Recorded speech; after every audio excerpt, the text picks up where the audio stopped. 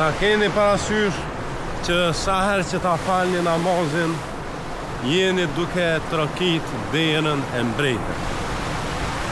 Edhe ai i cili troket vazhdimisht derën e mbretit, një ditë do t'i hapet. Po kje parasysh o robi Allah, që sa herë që të falësh, ti ju duke trokit në dyert e mbretit të mbretërve. Krijuesit fuqiplot, mbretit të këtij universi. Andaj përgëzohet që një herë do të hapet ajo.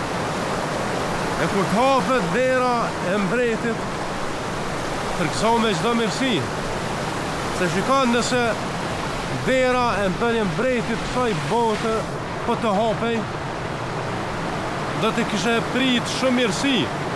Imagjinoj çfarë mund të bëjë një mbret i kësaj bote për ty nëse t'i hap dyert, mund t'jep thesar, mund t'i lesoj çështjet. E çka është puna nëse Allahu i Madhërisëm t'i hap dyert e tij?